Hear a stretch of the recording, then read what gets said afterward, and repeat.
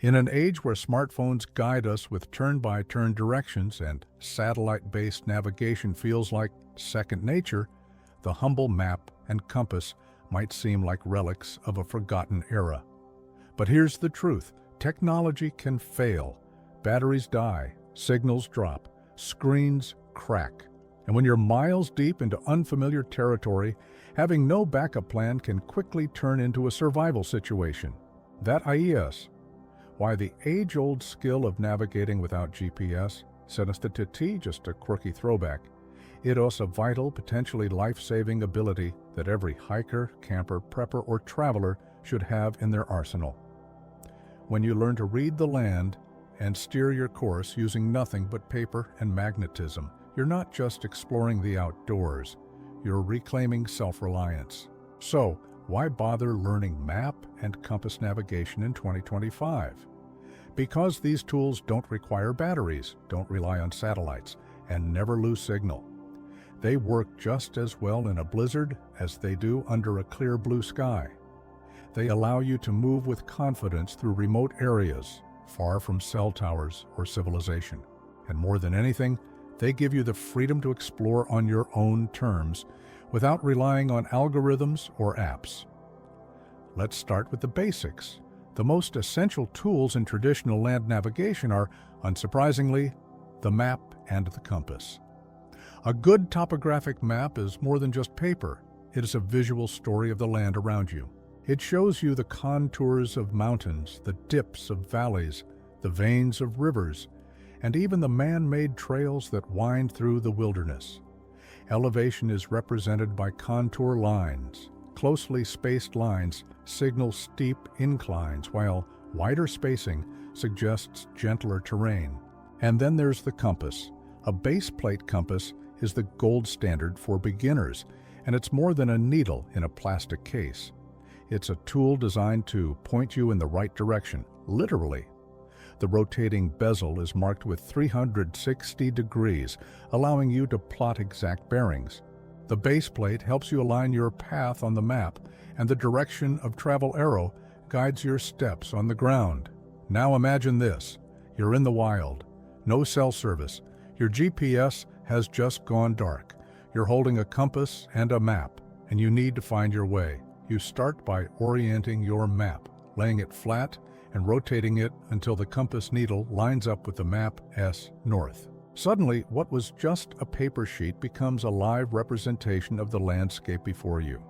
Hills match the contour lines, rivers run just as they're drawn.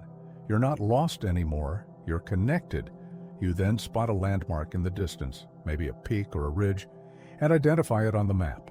By placing your compass on the map and aligning it from your current location to that feature, you take a bearing, turn your body until the compass needle aligns with the orienting arrow, and now you're facing the right direction. You pick a landmark ahead, walk to it, and repeat. That's real navigation. That's control. And let's say you've lost track of your exact location. It happens. This is where resection comes in. By taking bearings on two or more visible landmarks and drawing lines from their back bearings on your map, you can triangulate your position with surprising accuracy. It's like detective work, only with mountains and rivers. But this isn't just about technique. This is about mindset. Learning traditional navigation doesn't just teach you to move through space. It teaches you awareness. You begin to read the land, notice details others overlook, and understand how the terrain affects your path. You develop spatial reasoning and confidence that no app can provide. Of course, these skills take practice. Start in familiar parks or trails. Practice orienting your map and walking a bearing. Test yourself, put away your phone, and try to reach a waypoint using only your map and compass. With time, the process becomes second nature. You'll look at a landscape and instinctively know where you are, how to get to where you're going, and what lies in between. And if you want to go deeper, you can explore more advanced methods. Learn to plan routes that account for elevation gain and terrain difficulty. Master dead reckoning to estimate your location over time and distance. Understand how contour intervals reveal the hidden shape of the land. These aren't just tools, they're keys to moving through the world with confidence. In a survival situation, these skills can be life-saving. But even beyond that, they're empowering. They give you independence from fragile systems. They bring you closer to the land. And perhaps most importantly, they reconnect you to a deeper, slower, and more aware way of traveling. One where the journey truly becomes the destination.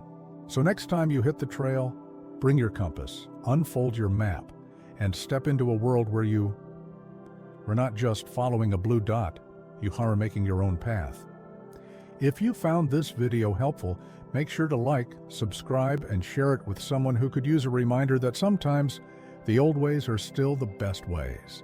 Hit that bell icon so you never miss out on more survival skills, prepping insights, and practical guides to self-reliance.